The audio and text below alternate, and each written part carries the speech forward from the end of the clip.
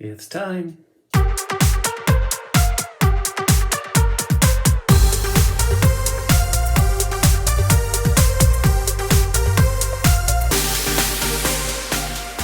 All right, guys, it's time now to get started with our story, The Witches. Now remember, you need to pay very close attention because not only will this book help save your life from real witches, you need to pay close attention because you are going to be answering some very important questions at the end. Now, you do need to use complete. Let's try that again. Everybody, 1, 2, 3. You will be answering each and every question with complete sentences. Now, I ask you to restate the question. Why is that? Well, not only do I want you to know what you're answering, but I want to be able to read that answer to know what question you're answering. So, restate the question, and if you pay attention, you can copy and paste the question and change it into your answer, and then you're done. All right, let's get started. Hello, Grandmama. As soon as I was out of the ballroom, I took off like a flash. I streaked down the corridor, went through the lounge and the reading room and the library and the drawing room, and came up to the stairs. Up the stairs I went, jumping quite easily from one to the other, keeping well in against the wall at all times. "Are you with me, Bruno?" I whispered. "Right here," he said. My grandmother's room and my own were on the 5th floor. It was quite a climb, but we made it without meeting a single person on the way, because everyone was using the lift. On the 5th floor, I raced along the corridor to the door of my grandmother's room. A pair of her shoes was standing outside the door to be cleaned. Bruno was alongside me. "What do we do now?" he said. Suddenly, I caught sight of the chambermaid coming along the corridor towards us. I saw at once that she was the one who had reported me to the manager for keeping white mice. Not, therefore, the sort of person I wanted to meet in my present condition. "Quick," I said to Bruno, "hide in one of those shoes."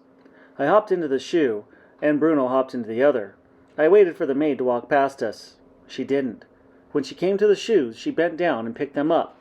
In doing this, she put her hand right inside the one I was hiding in. When one of her fingers touched me, I bit it. It was a silly thing to do, but I did it instinctively, without thinking. The maid let out a scream that must have been heard by ships far out in the English Channel, and she dropped the shoes and ran like the wind down the corridor. My grandmother's door opened. "What on earth is going on out here?" she said. I darted between her legs into her room, and Bruno followed me. "Close the door, Grandmama!" I cried. "Please, hurry!" She looked around and saw 2 small brown mice on the carpet. "Please, close it," I said. And this time she actually saw me talking and recognized my voice. She froze and became absolutely motionless. Every part of her body, her fingers and hands and arms and head, became suddenly as stiff as a marble statue. Her face turned even paler than marble, and her eyes were stretched so wide I could see the whites all around them. Then she started to tremble. I thought she was going to faint and fall over. "Please close the door quickly, Grandmama," I said. "That awful maid might come in." She somehow managed to gather herself enough to close the door. She leaned against it, staring down at me, white-faced and shaking all over. I saw tears beginning to come out of her eyes and go dribbling down her cheeks. "Don't cry, Grandmama," I said. "Things could be a lot worse. I did get away from them. I'm still alive. So is Bruno." Very slowly, she bent down and picked me up with one hand. Then she picked up Bruno with the other hand and put us both on the table. There was a bowl of bananas in the center of the table, and Bruno jumped straight into it and began tearing away with his teeth at one of the banana skins to get at the fruit inside. My grandmother grasped the arm of her chair to steady herself, but her eyes never left me. "Sit down, dear Grandmama," I said. She collapsed into her chair. "Oh, my darling," she murmured, and now the tears were really streaming down her cheeks. "Oh, my poor sweet darling, what have they done to you?" "I know what they've done, Grandma, and I know what I am. But the funny thing is that I don't honestly feel especially bad about it. I don't even feel angry. In fact, I feel rather good. I know I'm no longer a boy anymore, and I never will be again, But I'll be quite all right as long as there's always you to look after me." I was not just trying to console her. I was being absolutely honest about the way I felt. You may think it odd that I wasn't weeping myself. It was odd. I simply can't explain it. "Of course I'll look after you," my grandmother murmured. "Who is the other one?" "That was a boy called Bruno Jenkins," I told her. "They got him first." My grandmother took a new long black cigar out of a case in her handbag and put it in her mouth. Then she got out the box of matches. She struck a match, but her fingers were shaking so much that the flame kept missing the end of the cigar. When she got it lit at last, she took a long pull and sucked in the smoke. That seemed to calm her down a bit. "Where did it happen?" she whispered. "Where is the witch now? Is she in the hotel?"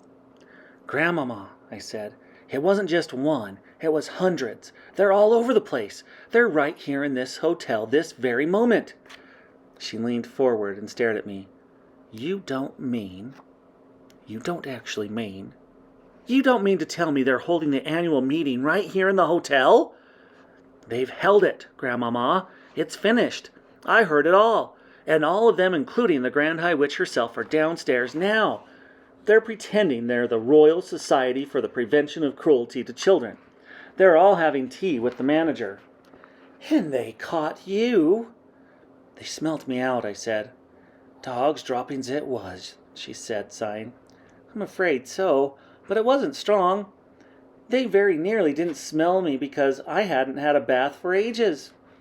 "Children should never have baths," my grandmother said. "It's a dangerous habit." "I agree, Grandmama." She paused, sucking at her cigar. "Do you really mean to tell me that they are now all downstairs having tea?" she said. "I'm certain of it, Grandmama." There was another pause. I could see the old glint of excitement slowly coming back into my grandmother's eyes, and all of a sudden she sat up very straight in her chair and said sharply, "Tell me everything, right from the beginning, and please hurry." I took a deep breath and began to talk. I told about going to the ballroom and hiding behind the screen to do my mouse training. I told her about the notice saying Royal Society for the Prevention of Cruelty to Children. I told her all about the women coming in and sitting down, and about the small woman who appeared on the stage and took off her mask. But when it came to describing what her face looked like underneath the mask, I simply couldn't find the right words.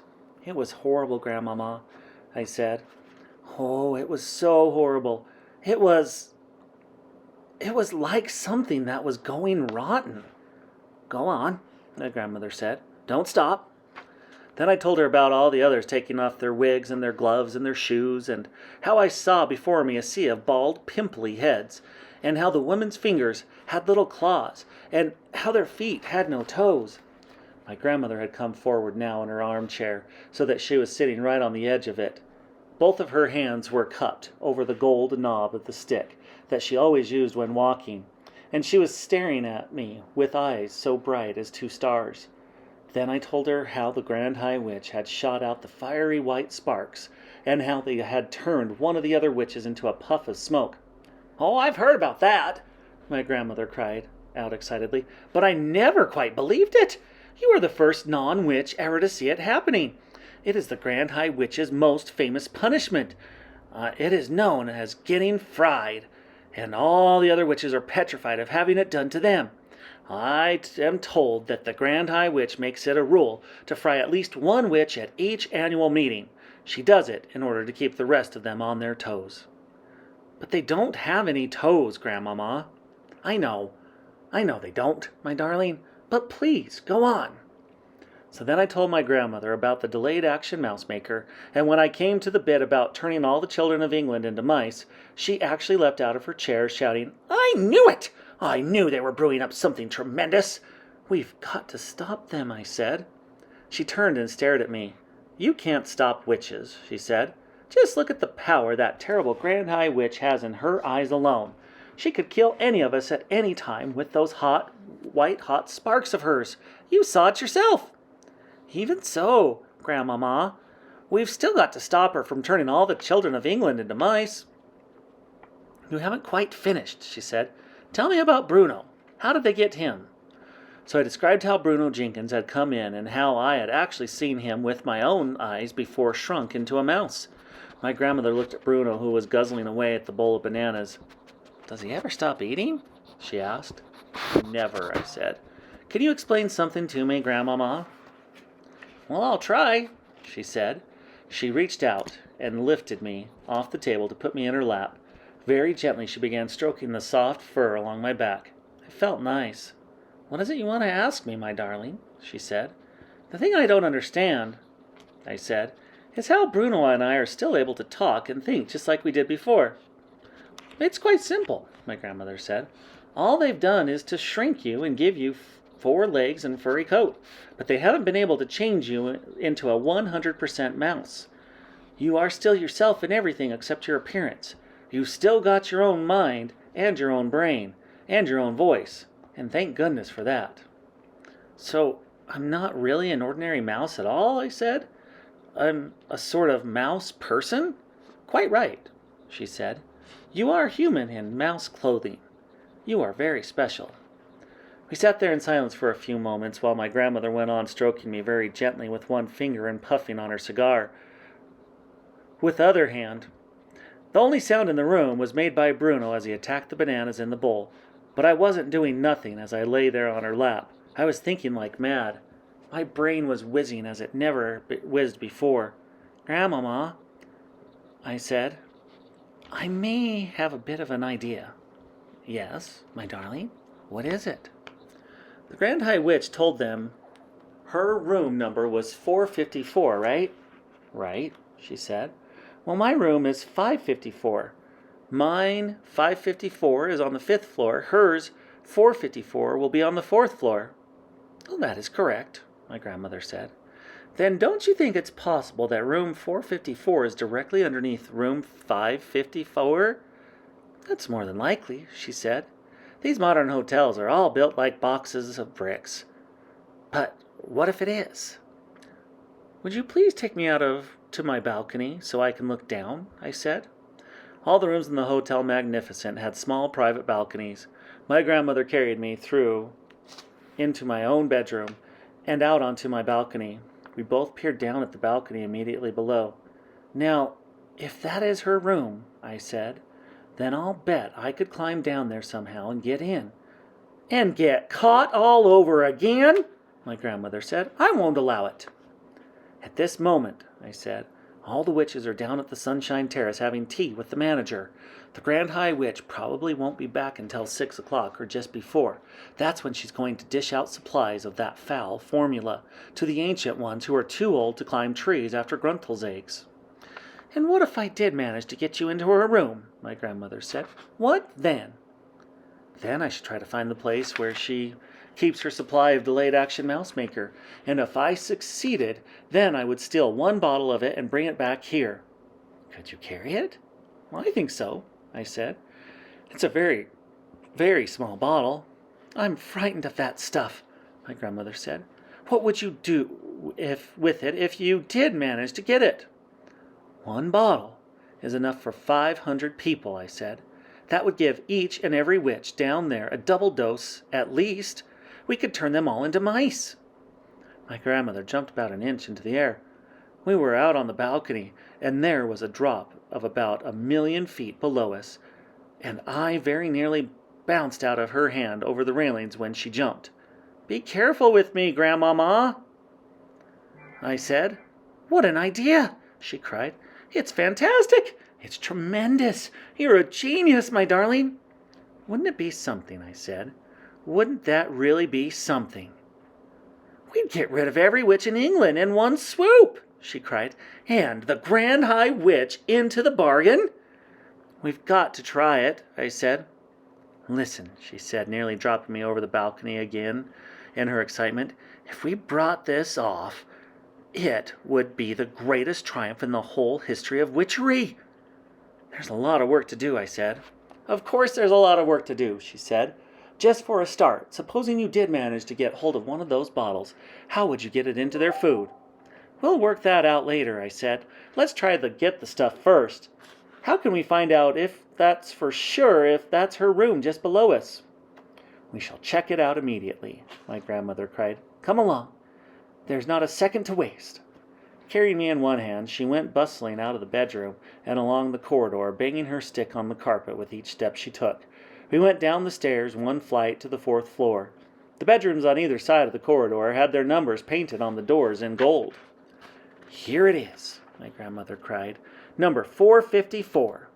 She tried the door. It was locked, of course. She looked up and down the long, empty corridor. I do believe you're right, she said.